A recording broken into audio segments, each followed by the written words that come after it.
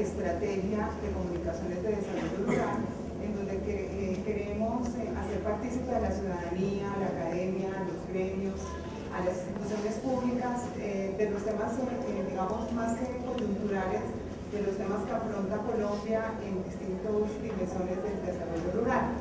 En ese contexto, estamos organizando una serie de paneles regionales, un foro internacional sobre desarrollo rural y postconflicto, y aquí en Agroexpo tenemos un stand al cual los invitamos todos en el pabellón número 3, que se trata de un aula didáctica pedagógica, donde hemos hecho un gran esfuerzo, digamos, periodístico, investigativo, tecnológico, para poner al alcance de todos ustedes unos temas que consideramos muy importantes que desarrolla el INCODER.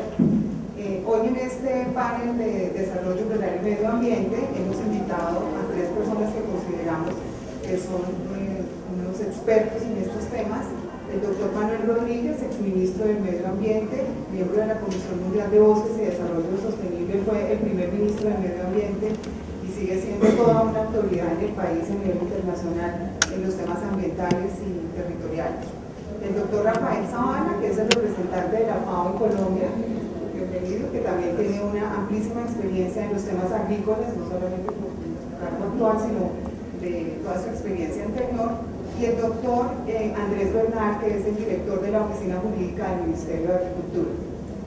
También una autoridad en los temas jurídicos y técnicos, en los temas agrarios.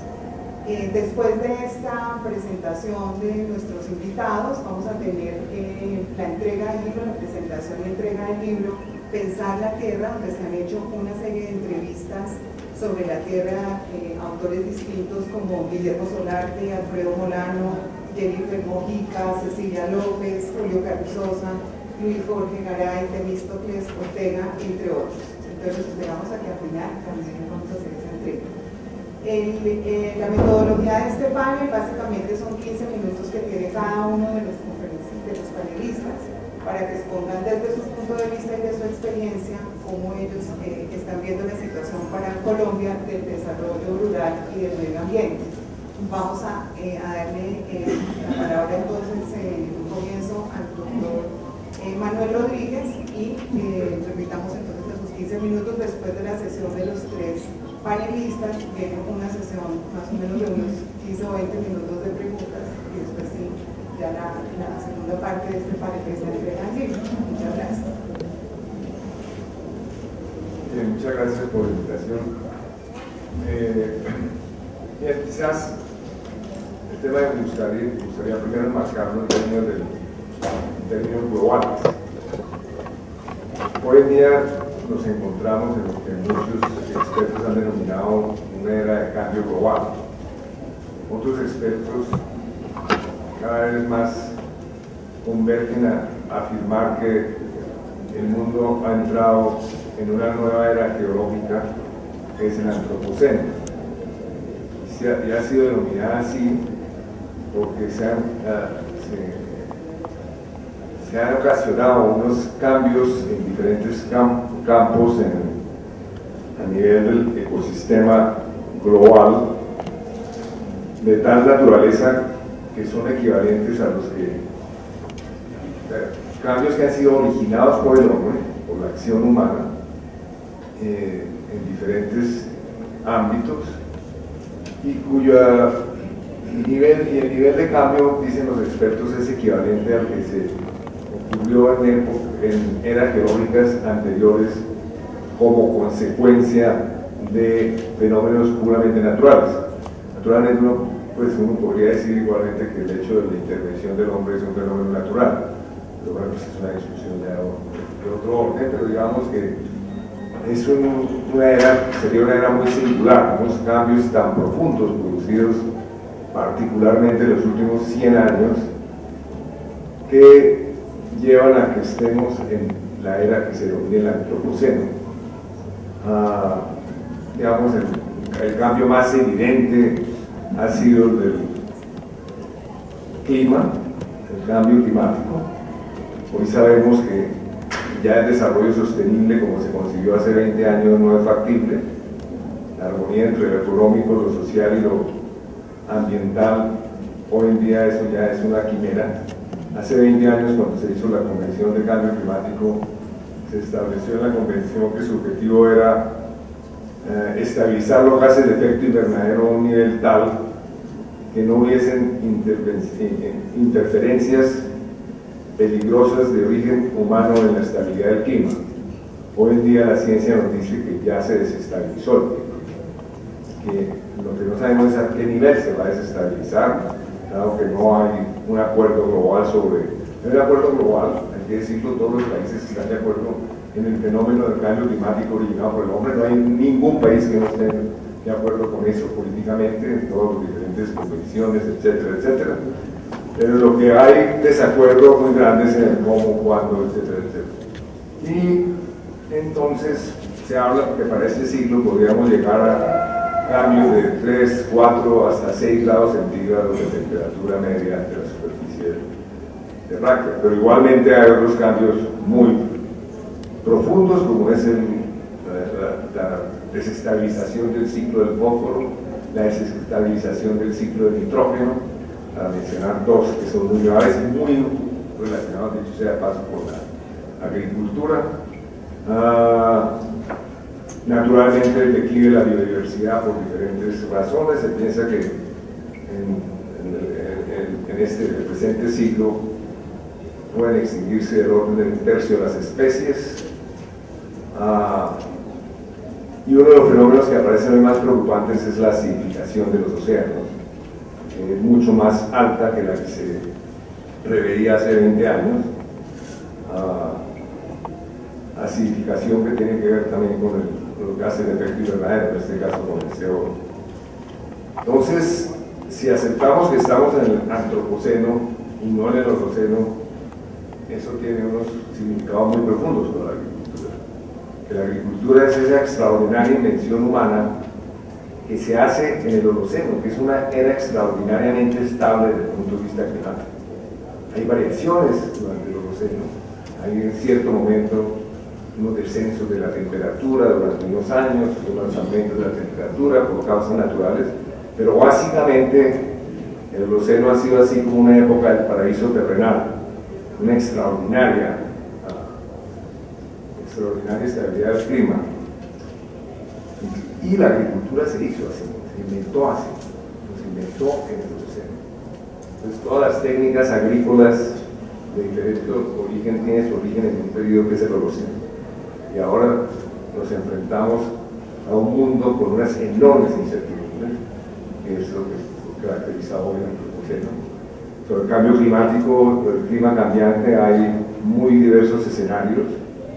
Hay toda una nueva ciencia que es la de los riesgos frente al cambio climático, ¿no?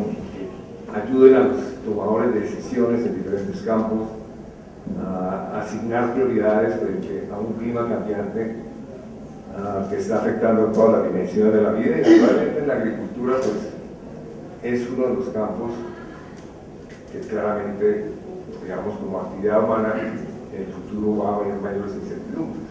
Obviamente los agricultores a lo largo de los milenios pues han estado enfrentados a diferentes procesos de cambio climático en cierto momento en diferentes regiones, pero nunca jamás a los procesos de cambio climático que se predicen o que en diferentes escenarios del cambio climático, campo que es muy incierto. Entonces, sin duda, el gran reto para la humanidad en estos próximos 50, hoy en día se toma como una fecha el año 2050 cuando se habla de la agricultura, y se dice que habrá que incrementar la producción agrícola, la producción de granos, etcétera, aproximadamente en un 80%, la producción de carne aproximadamente un 100%, de aquí al año 2050.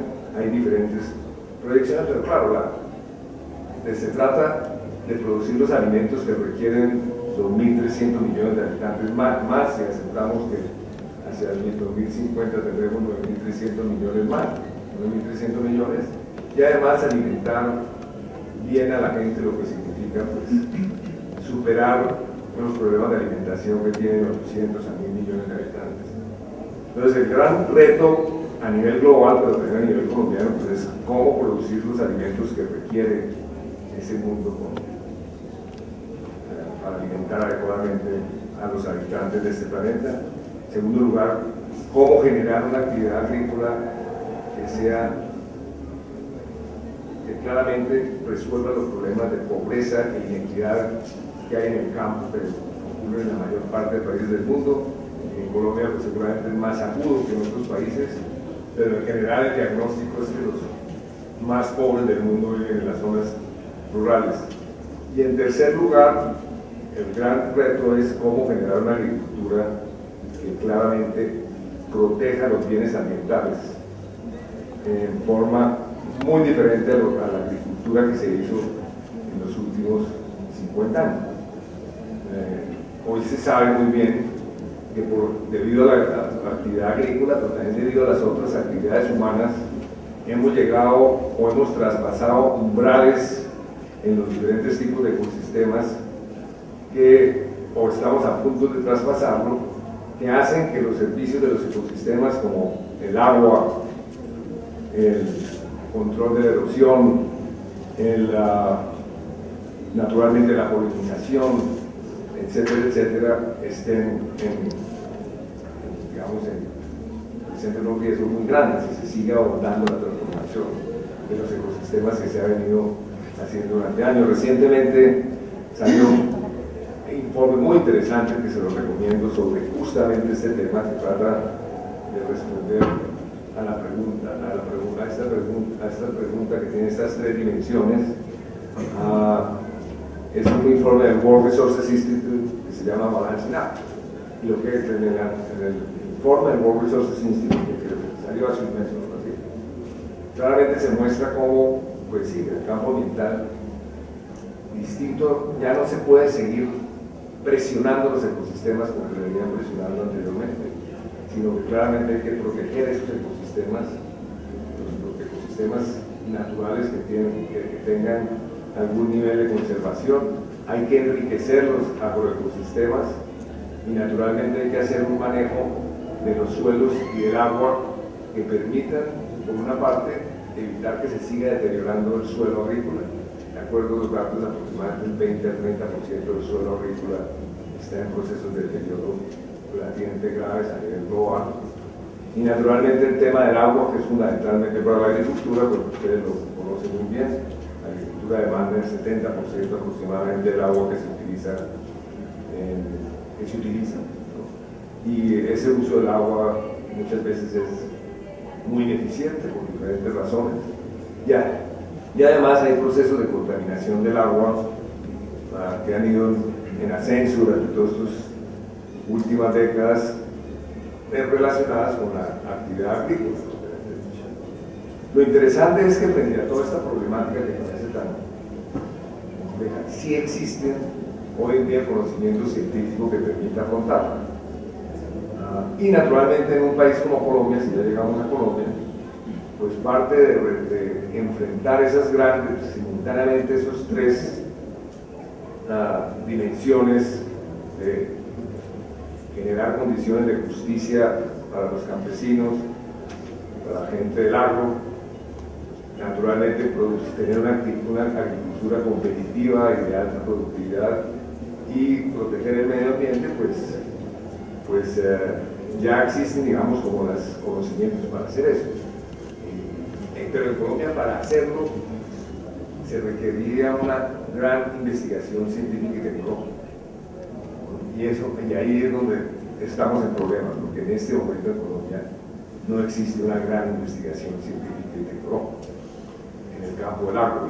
E infortunadamente una cuestión provisoria era la de las regalías dedicadas a la investigación científica y tecnológica, pues como dicen vulgarmente, esa plática como que se va a perder porque se le entregó a los políticos regionales. Y es una plata muy sustantiva que obviamente una porción, es decir, si fuéramos sensatos, una proporción muy grande de esos recursos, yo creo que al menos la mitad de esos recursos deberían estar dedicados claramente a la producción de ciencia y tecnología agrícola, como una cuestión de mediano y largo plazo. Y de ahí viene la asistencia técnica a los diferentes tipos de agricultoras, pero comenzando naturalmente y dando mucha prioridad al agricultor, al pequeño y mediano agricultor, y a ese agricultor que genera su actividad en las áreas montañosas, ¿no? Sobre la cual pues ni la Monsanto ni las grandes firmas de investigación agroindustrial van a hacer ninguna investigación en el futuro. Es una investigación que nos toca hacer a nosotros desde aquí, etcétera, etcétera.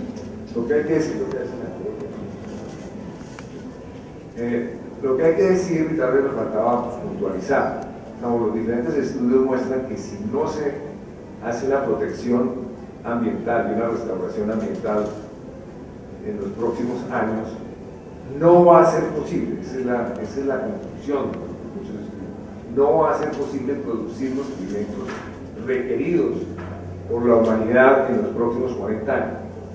Es decir, que el tema de la protección ambiental y la restauración ambiental no es un tema del viejo ambientalismo, que hay que proteger unos bosques, unos pajaritos y tal, porque sino claramente la productividad y la productividad, ¿no? Y claramente los niveles de producción a que puedan llegar van a estar relacionados con que el tema ambiental se maneja adecuadamente. Si no se hace así, y esa es, digamos, la afirmación de estudios como el de World Resources Institute, eventualmente no estaríamos en capacidad de alimentar todas las bocas que hay que alimentar en los 40 próximos años. Lo interesante es que la parte, digamos, o la voz de esperanza que hay en todo esto es que sí es posible hacerlo, pero eso requiere cambiar muy radicalmente muchas de nuestras visiones. Naturalmente, hay que reconocer que la Revolución Verde tuvo unos enormes beneficios, eso es indiscutible, pero también tuvo unos enormes costos ambientales que hoy los conocemos, y parte de la investigación que se está haciendo en la actualidad, la investigación hacia el futuro, pues tiene que ver justamente con desarrollar un tipo de agricultura que sea de alta productividad, pero no tan agresivo con el medio ambiente como fue la Revolución Verde. Naturalmente, cuando se hizo la Revolución Verde no se conocía digamos, hubo algunas personas que advirtieron y expertos que advirtieron los riesgos que se corrían, pero eran riesgos que seguramente había que correr en ese momento porque la urgencia de producir los alimentos frente a las proyecciones que se hacían en los años 50 de la escasez de alimentos, pues hay una gran urgencia, y uno tiene que reconocer que la Revolución Verde fue un gran éxito, entre otras cosas fue promovido buena parte por el sector privado, en este caso la Fundación Rockefeller, la Fundación Ford, con los grandes centros de investigación y naturalmente la FAO, pero digamos fue una alianza público-privada sin antecedentes realmente en la humanidad.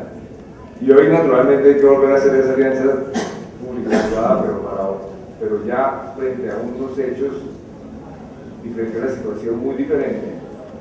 Y esa situación muy diferente es justamente la que mencioné al inicio de la conferencia. Estamos frente a un cambio global, entonces no solamente es, por un lado, proteger ecosistemas, restaurar ecosistemas, sino hacerlos resilientes o resistentes al cambio global y generar tecnologías claramente que permitan en muchas ocasiones simultáneamente hacer más resilientes los sistemas agrícolas y menos dañinos para el ambiente. Por ejemplo, en América Latina la mayor causa de gases de efecto invernadero es la agricultura y el cambio del suelo. En promedio el 61% de los gases de efecto invernadero de América Latina, según una investigación que hicimos desde la plataforma de cambio climático, es producida por la agricultura y por el cambio del suelo, quiere decir por la deforestación. Pero en las prácticas agrícolas, en las formas de labranza tradicionales, existen muchas, pues las formas de labranza tradicionales generan una gran emisión de CO2 y otros gases de efecto invernadero, y por eso hoy en día por eso la labranza cero, ¿no?, entre comillas, es una de las técnicas que claramente se han previsto por una de las áreas que hay que avanzar muchísimo justamente para disminuir los gases de efecto invernadero, pero simultáneamente a que se hace la labranza cero hay beneficios para la agricultura, ¿no? En términos de los suelos, en términos del enriquecimiento de los suelos, pero simultáneamente, entonces digamos, es uno de los campos, pero se podría traer a cuento muchos más, en los cuales hay una convergencia de combatir, en este caso, un tema que es el de los gases de efecto invernadero de la agricultura, y simultáneamente hacer una agricultura que sirva para enriquecer los suelos, etcétera, etcétera. Naturalmente, todo el tema de la conservación de la biodiversidad es fundamental. Ya estamos viendo una crisis como la de las abejas, ¿no? Que se ha producido en muchos de los cuales hay datos extraordinariamente buenos, en el caso europeo particularmente, pues indica qué quiere decir la crisis de la biodiversidad, nada más ni nada menos que uno de los grandes polinizadores comienzan a entrar en crisis justamente por el empobrecimiento de la biodiversidad. En fin, esas son algunas de las reflexiones. La última reflexión es que la ecoeficiencia en el caso de la agricultura también tiene unas grandes, es muy promisoria desde el punto de vista del medio ambiente. En eso el ICA, el CIAR está trabajando bien con la agricultura, ¿cómo se llama? La agricultura ecoeficiente. Y del sistema, de todo el sistema de los grandes centros de investigación están trabajando en ese campo, pero hay que anotar que no basta con la agricultura ecoeficiente, se requiere también conocer cómo se implanta la agricultura ecoeficiente, sí que tiene significado desde el punto de vista de la agricultura campesina. Entonces, ahí debería haber un enorme énfasis en la investigación de la agricultura ecoeficiente para la agricultura campesina. Pero no basta la agricultura ecoeficiente, termino diciendo que, digamos, en las nuevas aperturas de regiones agrícolas, como sería el caso de la Orinoquia, es un tema que nosotros hemos estado trabajando en la Universidad de los Andes. No solamente el futuro de la Orinoquia tiene que ver con la suma de agroindustrias de diferentes tamaños que puedan ser ecoeficientes, sino también con el tema de cómo se implanta la agricultura dentro del paisaje, es decir, cómo se logra hacer un tipo de agricultura industrial que al mismo tiempo conserve valores ecológicos fundamentales para los cuales, entre otras cosas, en el caso de la agricultura, según estudios que hemos hecho, en el caso de la Orinoquia, no sería posible lograr en latifundios tradicionales tipo el Valle del Cauca, sino que necesariamente parte de las tierras tienen que estar dedicadas a la protección ambiental. Pero así todo, y de acuerdo a las proyecciones del Ministerio de Agricultura, pues se podrían utilizar 10 millones de hectáreas en la Orinoquia, con lo cual se triplicaría el área agrícola de Colombia, que ya por sí es muy significativo. Muy bien, dejo ahí, muchas gracias.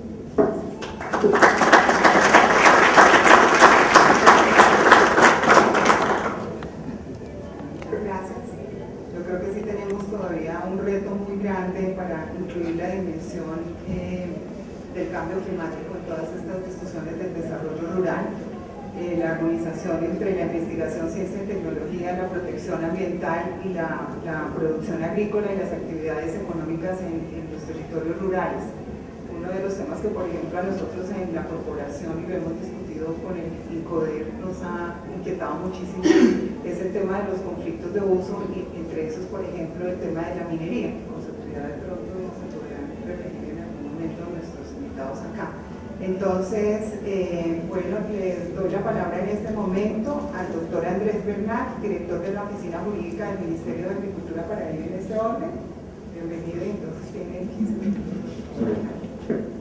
Bueno, gracias, Diana, por el espacio.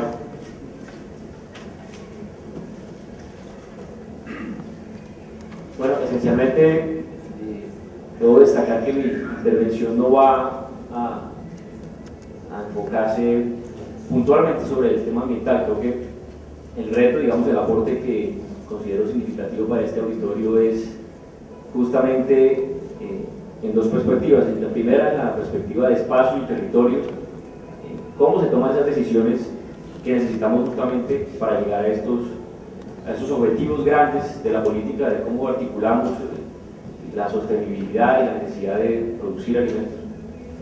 Y lo segundo, una pequeña referencia al final sobre las apuestas que el proyecto de ley de tierras y desarrollo rural, que aún es proyecto de ley, que sigue sobre la mesa, que sigue aún en consulta previa con las comunidades étnicas, las apuestas que ese proyecto como iniciativa de gobierno, como iniciativa que ha sido socializada, discutida, que ha recibido críticas en todos los sentidos, pues justamente la perspectiva que ese proyecto de ley aporta a esta discusión.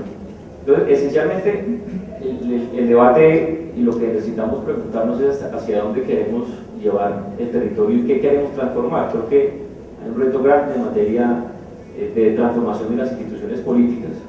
Estamos, y creo que en esto coincidimos distintos sectores, en reclamar políticas más inclusivas, apartarnos. Creo que hay un reto grande en materia de transformación de las instituciones políticas. Estamos, y creo que en esto coincidimos distintos sectores, en reclamar políticas más inclusivas, apartarnos de un modelo netamente extractivo que, yo insisto, no solamente cuando se habla de extracción se habla de qué tanto se le puede sacar los recursos naturales, sino también qué tanto excluimos a las comunidades que tienen importantes roles de decisión en los territorios. Entonces, ese es uno de los retos, creo que más importantes que plantea el haber puesto sobre el tapete la discusión territorial, la discusión de qué se va a hacer y con qué visiones hacia dónde queremos llegar. En ese cambio encontramos que el proyecto, por lo menos el proyecto de ley de tierras y desarrollo rural y otras discusiones que sobre el enfoque territorial se han venido haciendo en el mundo, creo que nos dan una pauta. Estamos diciendo que el paisaje, el territorio debe ser entendido de una manera multifuncional. Allí hay una cantidad de ideas y una cantidad de conceptos que quienes lo habitan tienen que verse reconocidos en ese territorio. Estamos hablando de dimensiones desde el punto de vista jurídico, desde el punto de vista catastral, geográfico, territorial, simbólico. Y en todas esas nociones deben reconocerse pues todos los actores, todos los sujetos que están en el territorio. Creo que plantearlo desde allí, el hablar de desarrollo rural con enfoque territorial ya es algo, por lo menos yo creo que en América Latina, en Europa y en América Latina la idea ya se vendió. Aquí ya se habla de que se necesitan políticas orientadas y se necesita construir de abajo hacia arriba, una discusión que lleva bastantes años y que se requiere un nuevo direccionamiento, construir de abajo hacia arriba, bueno, una cantidad de cosas que ya vienen, que han sido decantadas, pero el mecanismo que va a permitir la implementación de estas políticas aún no avanza, no está todavía en operación. Hoy en día tenemos desde la ley 160 del 94, tenemos tal vez una instancia, tenemos dos instancias importantes como los consejos municipales de desarrollo rural como instrumentos de planeación, y efectivamente allí se dice vamos a construir de abajo hacia arriba y se invita a una cantidad de actores locales trascendentales en el territorio, pero lo que ha faltado en ese contexto de la construcción de ese enfoque territorial es que el Consejo Municipal de Desarrollo Rural pues sesiona y opina, pero sus decisiones no son vinculantes. ¿Hasta dónde entonces lograr que los alcaldes en esta regionalización, en esta departamentalización de la política, hasta dónde podemos lograr que esa decisión de los consejos municipales de desarrollo rural tenga incidencia que en la política nacional, por supuesto? Eso no debería ser, digamos, un reto mayor si estamos todos organizados y hay mecanismos de coordinación.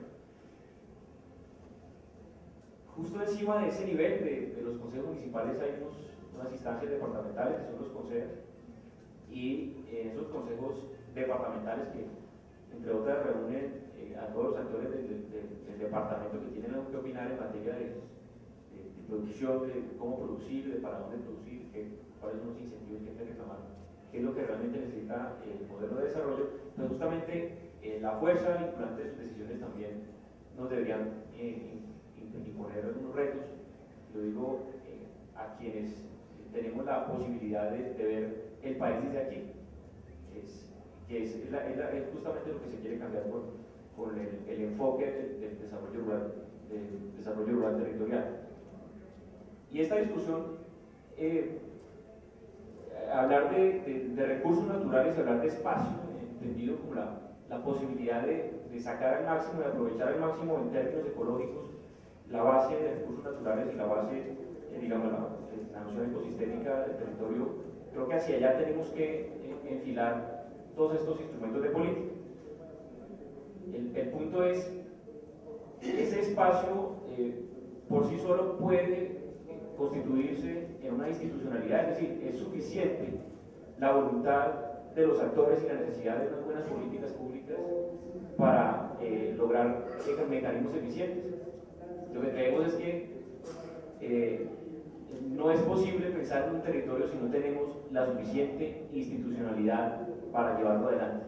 Voy a poner un ejemplo del día de hoy, el debate que tenemos con el tema del Catatumbo, en donde hay una posición clara y digamos manifiesta de ausencia del Estado y una cantidad de necesidades que, si se plantean sin la institucionalidad correspondiente, creemos, y así lo hemos dicho, van apuntadas hacia el fracaso. Es decir, sí es posible el reconocimiento de una cantidad de figuras de ordenamiento, pero esas figuras necesitan institucionalidad. No es posible en un país, y menos aún en medio del conflicto, pensar y hacer planeación de grandes instrumentos y pensar en mecanismos de incentivos y pensar en focalización, en vías terciarias, sin la suficiente institucionalidad. En esto creo que el llamado y la gran preocupación es esa. ¿Cómo recuperamos esa pérdida o esa ausencia del Estado en zonas tan complejas como el Catatumbo? Y podemos citar ejemplos a lo largo del hecho del país que tienen igual incidencia, que tienen, digamos, esta cantidad de necesidades, sin las cuales consideramos sin institucionalidad va a ser muy difícil realmente llevarlo, porque a eso tenemos que sumarle la presencia del conflicto. Entonces, el enfoque territorial del cual estamos hablando desde hace varios años y que aparece como principio en el proyecto de ley de tierras y desarrollo rural, no es como equivocadamente se ha pensado como la participación de la gente. Digamos, el enfoque territorial no quiere decir vamos a invitar a todo el mundo que opine, muy chévere, y de aquí para adelante cómo hacemos material, cómo hacemos que eso que la gente está opinando y la gente está pensando en torno al territorio, cómo hacemos que eso, para que eso se materialice. El enfoque territorial justamente es de qué forma las instituciones pueden asumir ese rol de gestores, ese rol de partícipes, de protagonistas, y cómo pueden direccionar esa voluntad que existe por parte de la comunidad, por parte de quienes habitan el territorio. Entonces, el enfoque territorial no es la participación de la gente, eso es una idea que tal vez se ha vendido mal. El enfoque territorial es justamente eso, cómo ponemos a andar un sistema de coordinación efectivo en la región, cómo hacemos que una estrategia del Estado, en este caso hay que decirlo, arrancando por lugares donde son muy sensibles y donde la inversión que se requiere es bastante fuerte, cómo hacemos para que el Estado mismo se involucre y empiece a repartir juego como un armador, como quien está jugando fútbol, y empieza a repartir juego de manera efectiva, equilibrada y en los tiempos que se requieren. Y allí la respuesta es, no debe ser el Ministerio de Agricultura el único responsable de la inversión, como no lo es el INCODER, como no debe ser el Ministerio de Ambiente y Desarrollo Sostenible el responsable de las políticas ambientales en una región. Todo lo contrario, estas carteras, estas entidades lo que hacen es poner sobre el papel, sobre el tapete y sobre el territorio los instrumentos que hay y empiezan a articular con las agendas de cada una de las carteras, con cada una de las instituciones y con las responsabilidades que traen también y que tienen para el efecto el sector privado. Creo que sin esa participación va a ser muy complejo tomar cualquier decisión. Sencillamente, si lo que no le conviene a la gente, lo que no le conviene, digamos, a la inversión, lo que no le conviene al país rural, eso no sirve de nada. Entonces el Estado puede hacer muchísimas cosas, pero sin la voluntad de la gente, sin la voluntad de la sociedad civil es complejo. Entonces el gran reto de ese enfoque territorial, de ese desarrollo rural con enfoque territorial, que es uno de los principios del proyecto de ley de tierras y desarrollo rural, es justamente ese, cómo lograr una efectividad de las políticas y de las entidades que cada una pone en el contexto del territorio, cada uno pone de su parte, cada uno hace la priorización de inversión. Y paralelamente, hay que decir, tenemos retos después de la presencia institucional. Estamos hablando que en la visión con la cual se tiene que llegar a ese territorio, que tiene que reconocer, como les decía, distintas variantes de la definición de territorio, debemos pensar ante todo que hay un gran reto y hay una gran deuda en materia de derechos de ciudadanía.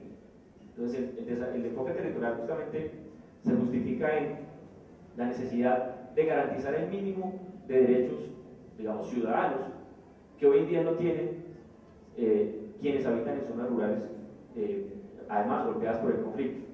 La discusión entonces termina siendo de qué forma desde lo constitucional se le brinda ese acceso a derechos ciudadanos y cómo aquellos que vivimos en las ciudades, pues que tenemos acceso a todo esto, cómo hacemos para que de igual manera temas como la salud, la seguridad social, el derecho al trabajo también pueden igualmente ser interpretados y cumplidos como derechos en esos territorios. Y son las instituciones las que pueden empujar a esa toma de decisiones y pueden empujar la materialización de estos derechos. El tema de cómo pasar a la gestión es sencillamente desde ese principio del desarrollo rural con enfoque territorial, cómo cada entidad, cómo cada una de las entidades se va desmarcando y cómo la sociedad civil va aportando en el marco de sus competencias. Yo repito, la idea ya se vendió, aquí ya se habla incluso de la nueva ruralidad. Son interpretaciones del territorio que pretenden justamente reconocer que en el suelo rural hay mucho más que actividades agrícolas o pecuarias.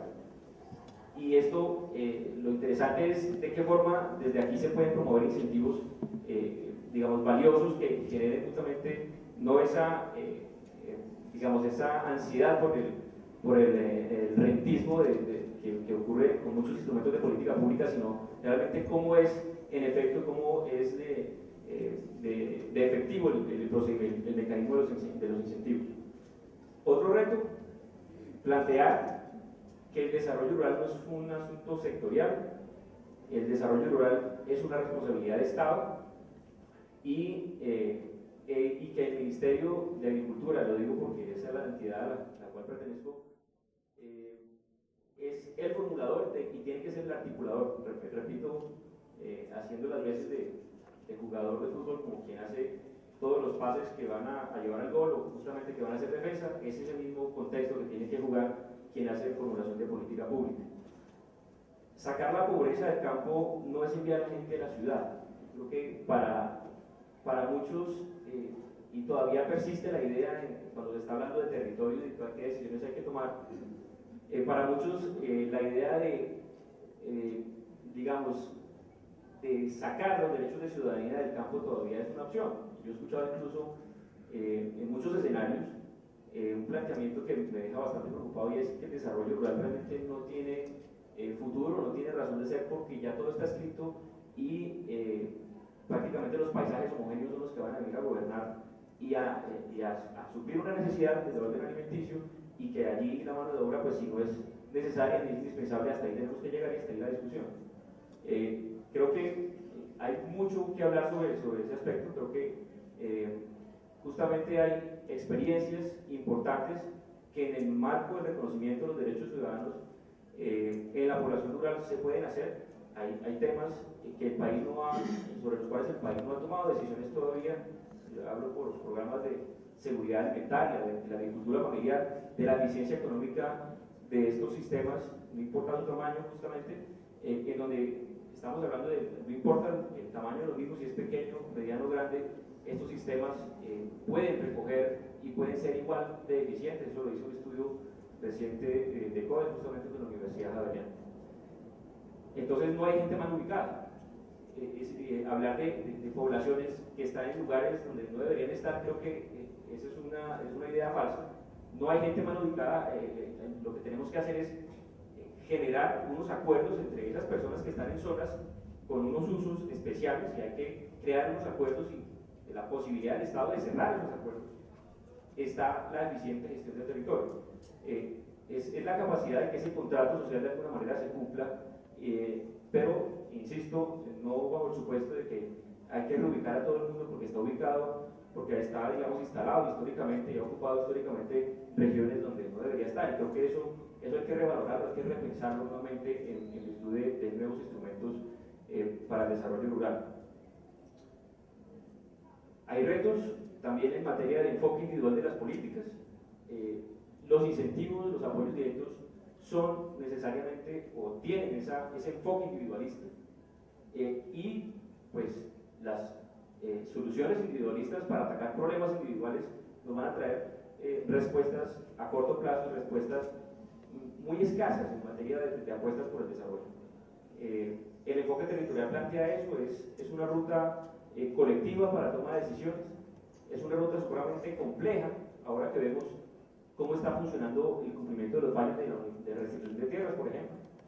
Es un reto importante que tienen los jueces cuando están restituyendo tierras a familias, a una familia aquí, a otra familia 40 kilómetros más allá, y esa forma de ver el desarrollo es muy compleja y tiene importantes desafíos si no se le ve justamente con el enfoque territorial, hacerle una vía terciaria, como lo han dicho muchos jueces, a una familia que accede a la restitución de tierras o realizarle obras de adecuación de tierras a una familia, pues es un tema que yo creo que desde la perspectiva de justicia hay que repensar. Obviamente los jueces tienen autonomía para ello, pero no se puede seguir viendo a la política pública y la forma como están llegando sus instrumentos de manera individual. Esto hay que pensarlo de una manera colectiva, de una manera más, digamos, amplia en la medida que afecta necesariamente el territorio. Tengo 2 minutos para contarles ya como segundo aporte cuál es la lectura que desde el proyecto de ley de tierras y desarrollo rural se ha planteado frente a estos temas ambientales. Tenemos una discusión abierta sobre el tema de la constitución ecológica, y allí hay 4 ejes que se plantean como el eje ambiental, a la protección de la producción de alimentos, a los usos del suelo y una referencia importante al tema minero. Sin embargo, en materia de explotación y empleación de los recursos naturales, lo dirá el doctor Manuel, creo que todavía nos falta mucho.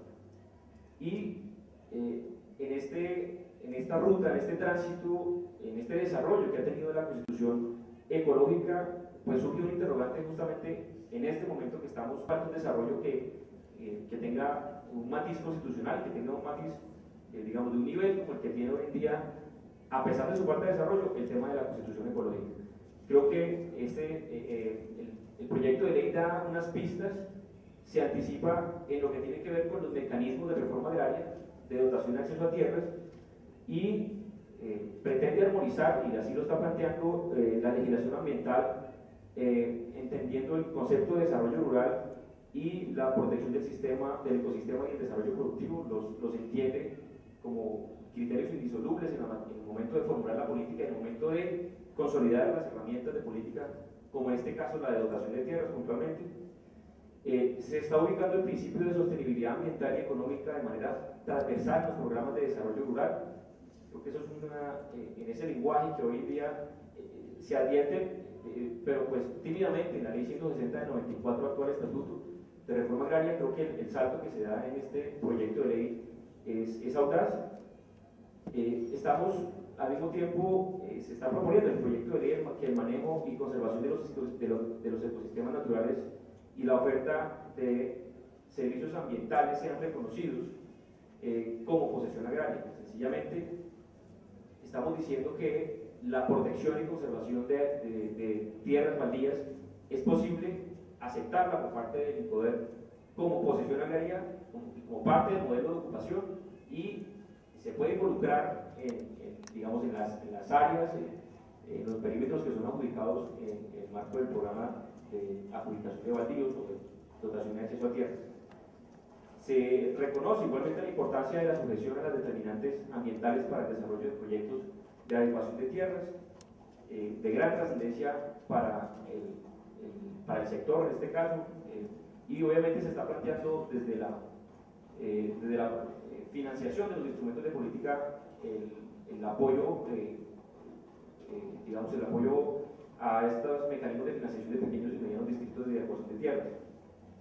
Estamos fortaleciendo la recuperación de baldíos de la nación, otorgando un estatus a las decisiones de sanción ambiental, en este caso, cuando hay una situación de gravación, y estamos reconociendo que esa decisión administrativa que sanciona justamente el impacto ambiental puede ser tenida en cuenta como causal de extinción del derecho al dominio. Hoy existe la causal, efectivamente, pero no hay una coordinación suficiente, sólida, no quiero decir solamente con el Ministerio de Ambiente, sino con las demás autoridades del orden ambiental a nivel nacional, quienes podrían aportarle mucho desde el punto de vista probatorio a toda esta gestión que se hace del territorio de la guía, el control que puede tener el Estado para convertir estas tierras allí donde se ha incumplido la función social y ecológica de la propiedad, convertirlas nuevamente al dominio del Estado y vincularlas a los procedimientos de reforma agraria. Finalmente, un último aporte, podemos precisar que el mecanismo de titulación dirigida va a aportar en materia de ordenamiento territorial unas luces importantes. Creo que la titulación por demanda, allí donde hay grandes esfuerzos, digamos, justamente en el reconocimiento de una cantidad de actuaciones administrativas y en la forma como se viene adelantando el procedimiento, creo que eso hay que recogerlo. Lo que implica este recoger estas banderas es justamente transformar la acción administrativa en una perspectiva de oferta, donde se puede llegar con menos esfuerzos administrativos a más población, y donde la prioridad no solamente termina siendo un predio o una familia, sino en general, como lo dice el concepto del desarrollo territorial, una comunidad, un grupo de campesinos, y por ello y que se pueda traducir efectivamente en una mayor eficiencia de los recursos desde el punto de vista administrativo. Gracias, Andrés. Entonces, yo creo que además de eso es una invitación también para que sigamos de cerca el proceso de la ley de tierras y desarrollo rural y toda su evolución, porque pues, debe estar también ahí compilado pues, ese enfoque de desarrollo territorial y distintas posiciones que hemos estado hoy presentando. Bueno, entonces le damos la palabra al doctor Rafael Zavala, representante de la FAO en Colombia.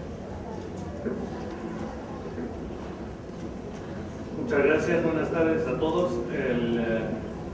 Ser el tercer presentador representa tres desafíos. Primero, mantener el interés del grupo, y segundo, decir cosas inteligentes que no hayan dicho los dos precedentes, que fueron muy buenas presentaciones. Entonces, trataré de cumplir con ese desafío. Primero que nada, un agradecimiento a Patricia Lizarazo, a Guillermo Solarte de Misión Rural, y también al INCODER por la invitación que nos hacen a FAO para participar en este tema que precisamente dice desarrollo rural y medio ambiente. Decanta precisamente, estos dos temas decanta en enfoque territorial, en desarrollo rural con enfoque territorial. Desarrollo rural y medio ambiente fue una materia que yo tomé en una maestría hace 20 años. Todavía no estaba de moda el término territorial, pero la maestría era agricultura sostenible. Sí, en efecto, era el gran paradigma ante, se decía, un modelo que ya está en crisis.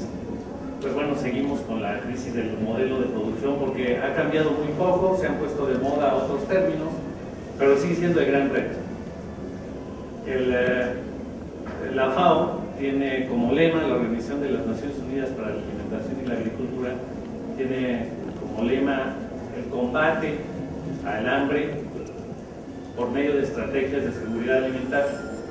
Nos decía el señor exministro atinadamente, el reto es alimentar a los 9.000 millones, un poquito más que vamos a hacer en todo el mundo en el 2050, podríamos decir 7.000 más India y China, ¿no? Así lo vamos a hacer. Y bueno, el reto es este, porque también está la otra cruda realidad. Él bien decía que la Revolución Verde sí cumplió con el objetivo de alimentar al mundo, de alimentar a esa población creciente. El problema fue a costas de qué, pero de que cumplió el objetivo, lo cumplió. Ahora sabemos que se necesita una intensificación de la producción, pero de manera sostenible. Y ese es un gran reto. Voy a recordar cosas de la realidad de un país muy similar a Colombia como México, y también cosas de la realidad colombiana, para luego abordar 4 retos. Cuando yo era niño, el gobierno en turno había puesto el lema para la agricultura, era que solo los caminos se queden sin sembrar. Se había decretado por ahí en 1971 una Comisión Nacional de Desmontes, imagínense, hace 40 años. Y por acá, pues como dicen en México, por acá en Colombia no cantaban mal las rancheras, porque la expansión de la ganadería fue atroz en los últimos 30 años. Incluso es una evidencia clara de la falta de certeza jurídica el que haya una desproporción de la propiedad ganadera, de la superficie ganadera en este país. Déjenme decirles que por cada hectárea agrícola hay 12 ganaderas, por cada hectárea forestal son 6. El 77% de la superficie agropecuaria y forestal, el 77% es ganadera. Solo el 7 es agrícola y el 14 es forestal. Y bueno, abordaré la parte ganadera posteriormente porque es el principal reto, porque veamos qué tipo de ganadería es y la gran oportunidad que hay de eso. Al alimentar a los 9.000 millones de personas en 2050, la FAO detectó 7 grandes oportunidades para la extensión agrícola, para producir mejor agricultura.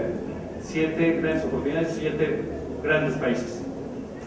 4 de ellos en Latinoamérica están Argentina, Bolivia, Brasil, el Congo, Angola, Sudán y cerramos con broche de oro, Colombia. Esos son los 7 países que se han detectado como la futura canasta de pan del mundo en crecimiento poblacional. Ahora, ¿cómo vamos a hacer eso? Ya nos han quedado muy claras las lecciones. Se trata precisamente de ir generando un clima de agricultura ante no nada más la cuestión de erosión, deforestación, cambio climático, sino ante ese crecimiento poblacional. Se trata de ir produciendo mejor, de una manera con mayor sostenibilidad, de largo plazo. Y eso es con la gente, eso es con los recursos naturales que se tienen y conviviendo con otras estructuras productivas. Desarrollo rural no es desarrollo agrícola. Si hablamos de desarrollo rural, tenemos que meter a ese sector tan, en muchos casos, atinadamente vilipendiado como es la minería, que aquí en Colombia pega muy duro. Hay un sector minero muy responsable, mis respetos por ese, pero hay otro que verdaderamente es un atentado contra la ruralidad. Entonces tenemos que ir generando mejor producción con mayor convivencia entre los diferentes sectores. El desarrollo territorial, uno va al Ministerio de Agricultura, por cierto me encantó escuchar de un abogado, pues, término tan ad hoc al enfoque territorial. Uno va al Ministerio de Agricultura, dice adelante, nadie le pone ningún pero al enfoque territorial para el desarrollo rural. Vamos al Ministerio de Medio Ambiente, bienvenida a la teoría, pero ¿cómo se come? ¿Cómo se hace operativo? Y ese es el primer gran reto del desarrollo territorial. Es algo muy bonito, pero es súper difícil operarlo. ¿Por qué? Porque implica, punto número 1, intersectorialidad. Es muy gratificante que en una mesa estén el Ministerio de Medio Ambiente y el Ministerio de Agricultura. Qué gran paso, para allá vamos. Se trata de hacer operativa la CISAN, la Comisión Intersecretarial para la Seguridad Alimentaria y Nutricional, y términos homologados para la agricultura, por supuesto. Pero el primer gran reto es la intersectorialidad. Nos mencionaba Andrés, desde su perspectiva del Ministerio de Agricultura, ese reto de la institucionalidad para la intersectorialidad. El hacer operativos esos consejos que no sean nada más generadores de voz, sino tomadores de decisión hasta cierto punto, sí, por supuesto, porque todo es interés nacional, por supuesto, pero si se quiere dar vida a la intersectorialidad, tiene que ser a nivel nacional y a nivel local. ¿Cómo hacer operativo eso? Porque intersectorialidad no es nada más cuestión del gobierno, es también la sociedad civil, las alianzas público-privadas. Hacia allá nos debemos enfocar y que nos quede muy claro que son procesos humanos, esos toman tiempo. ¿Okay? Una carretera se construye bueno, depende de qué zonas, ¿no? Pero bueno, se puede construir de manera rápida, pero un sistema educativo, procesos de conocimiento son muy lentos, ¿sí? Para nuestras prisas electorales latinoamericanas. Ese es un gran reto, son procesos y que nos quede muy claro que son a fuego lento. Otro gran reto es precisamente qué sucede con la realidad. Mencionaba la ganadería y ese contraste. Primero que nada, para la ganadería son el reto 2 y el 3. Ser una ganadería con, ya no podemos decir ambientalmente amiga, no, se trata de esquemas verdaderamente silvopastoriles, de agroforestería, que combinen de preferencia agricultura, ganadería y la cuestión de, o ya sea servicios ambientales o producción forestal o reservas naturales, pero sí se trata de hacer una ganadería mucho más utilitaria en cuestiones de sostenibilidad. Para eso es muy cierto que se tiene que ir cambiando el detalle de certeza jurídica. La certeza jurídica de la tierra va a brindar más certeza para la inversión. Hasta ahorita la gran mayoría de las zonas ganaderas operan como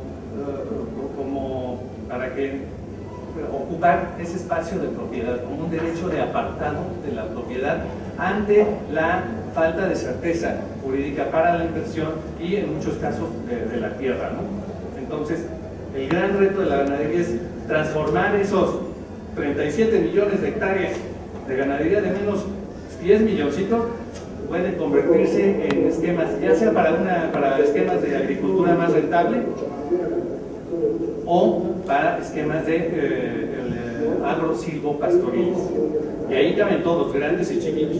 Se ha demostrado que en los esquemas silvopastoriles sí tenemos que hablar de unidades un poquito mayores. Pero en cuestión de unidades menores se pueden generar, por supuesto, grandes alternativas para la convivencia entre producción forestal y producción agropecuaria. El otro gran reto dentro de la misma agricultura, y ya me voy a cambiar a la agricultura familiar, es precisamente brindar a toda esa gente que muchas veces tontamente la descalifican como improductivas, cuando en realidad tienen muchísimo potencial y necesitan nada más un tinglado de bienes públicos. ¿Sí? ¿Qué es así? Es estrategia de política pública.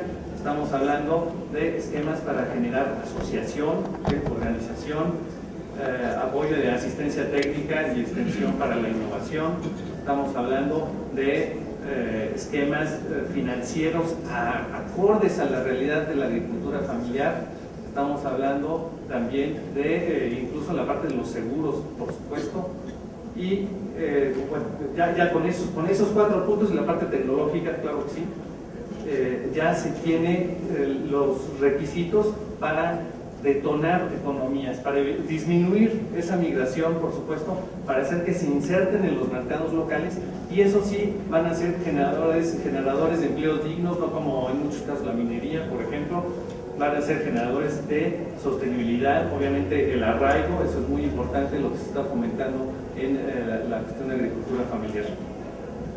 Ese tipo de esquemas, junto con la alternativa que está puesta en la mesa a nivel global, que son servicios ambientales, captaciones de agua, captaciones de carbono, sí están brindando una alternativa factible. En el caso colombiano, hay otros países, varios de Centroamérica, México, donde bueno, pues la mayoría es árido y semiárido. Bueno, pues ahí está más difícil, ya es menos factible para ese tipo de modelos, pero aquí sí se puede.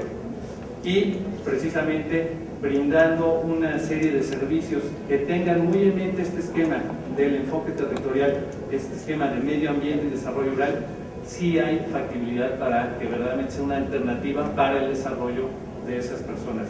Estoy hablando de el tipo de propiedad que se puedan imaginar, zonas de reserva campesina, la propiedad privada, la unidad agrícola familiar, los resguardos indígenas, todos esos diferentes tipos de tenencia de la tierra estas diferentes estructuras, por supuesto que pueden salir adelante ante este entorno. Es responsabilidad de los gobiernos, es responsabilidad de las instituciones que se pretende hacer operativa, con las que se pretende hacer operativo el enfoque territorial, esos consejos municipales, los CONSEAS, por supuesto, y las corporaciones, y a nivel nacional, bueno, las estructuras como la Comisión Intersectorial. Esa es la mejor noticia para Colombia. Muchas veces hay un dejo de pesimismo en todos los temas relacionados con el desarrollo del campo, cuando en realidad, si nos ponemos a analizarlo con menos pasión, con mejor análisis, de manera más imparcial, está en bandeja de plata, la mesa puesta para que Colombia salga adelante y para generar, a partir de la agricultura familiar, por medios sostenibles para la producción, verdaderas alternativas para una vida digna y modelos de vida en el área rural colombiana. No me queda más que recordar el reto de cada operativo del enfoque territorial. Nos ponemos a ver y estamos hablando del enfoque territorial y los 20 apellidos que se han ido generando. Cuando nos ponemos a analizar, bueno, resulta que es integral, holístico, sustentable y sostenido, multiétnico, multidisciplinario, multisectorial, iterativo, dialéctico, lo que quieran, pero es un gran reto. Vamos a quitarle adjetivos al asunto y vamos a ponernos a trabajar. Esta es tarea de todos. Gracias.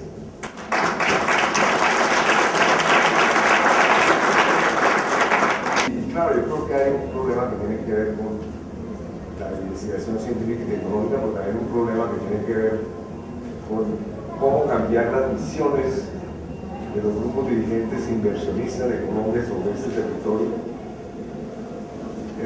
para que claramente sean consonantes con un territorio muy complejo. No, Colombia se trata de territorio como si estuviéramos en un país temperado, resulta que estamos en un país intertropical, de enorme lluvia, con 5 regiones muy diferenciadas, en esas regiones muy diferenciadas, situaciones a su vez muy diversas dentro de las mismas regiones, y todo lo agrícola tiene que entrar, tiene que hacerse a partir de esa composición. Rápidamente, los cómo, por supuesto, son procesos, en realidad son procesos educacionales. Sin embargo, yo sé que no es consuelo, pero esto pasa en muchos países de Latinoamérica, Asia y África, y si algún país está adelantado, es Colombia. Si ustedes comparan los niveles de escolaridad, los niveles educativos de Colombia con la India, con el mismo México, etcétera, los niveles nutricionales, etcétera, aquí es mucho más factible. Aquí hay población muy trabajadora. Hay otros países en donde el Estado tiene tinglados que genera mediocridad o apatía para el progreso. Aquí no.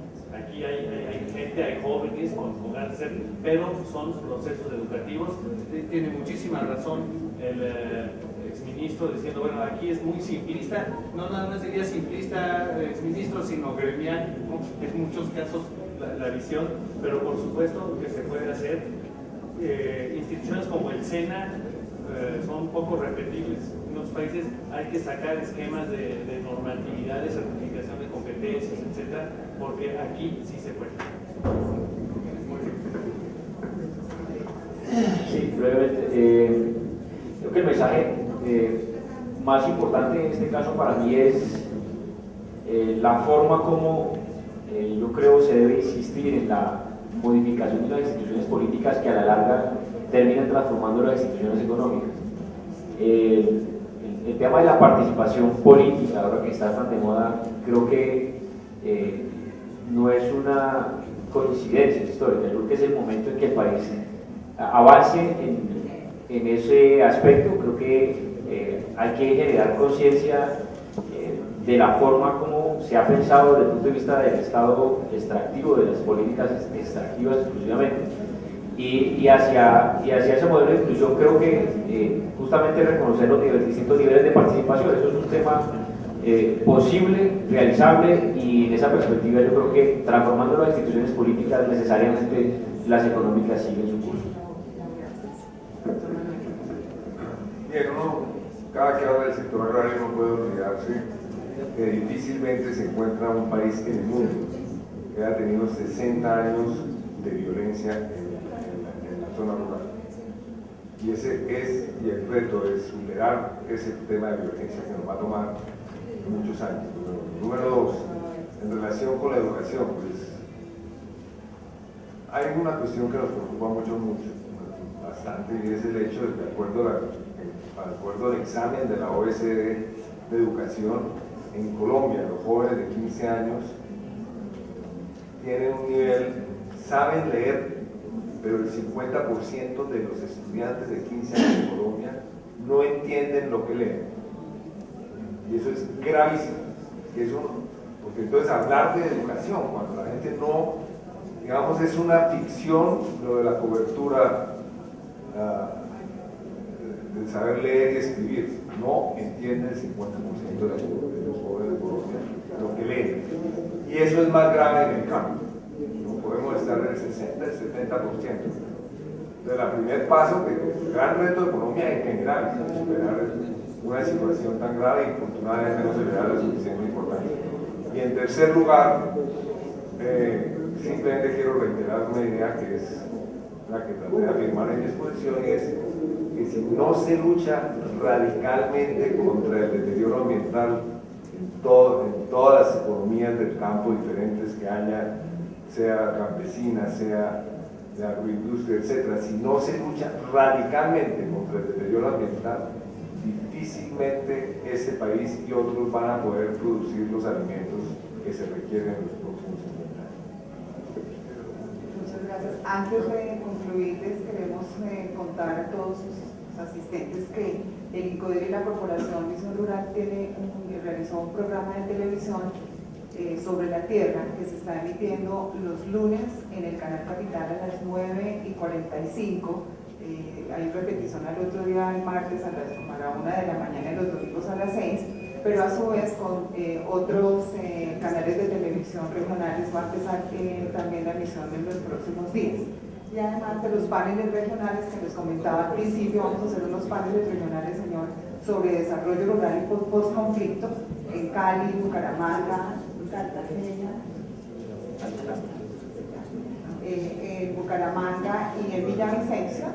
Aparte de eso, un foro internacional sobre desarrollo rural y postconflicto, y nuevamente los queremos invitar a ustedes al stand en el pabellón 3, en la aula didáctica, donde ahí pueden hacer un trabajo interactivo en las pantallas que se tienen del trabajo que se ha hecho el INCODER, Tierra, Territorio, Ciudadanía Rural y Desarrollo Rural, que son todos estos temas en relación con la tarea misional del INCODER. Hay también unos World Café, charlas café, hay una agenda que los invitamos también a que la conozcan y se inscriban estos días en Agroexpo. Funcionarios del INCODER van a estar en esas charlas y ahí se pueden ustedes acercar y registrar para que participen en estas charlas. Y asimismo funcionarios del INCODER que van a estar también resolviendo inquietudes y algunas preguntas también que tengan ustedes. Muchas gracias por su asistencia a este evento y entonces los invitamos a que nos acompañen también en el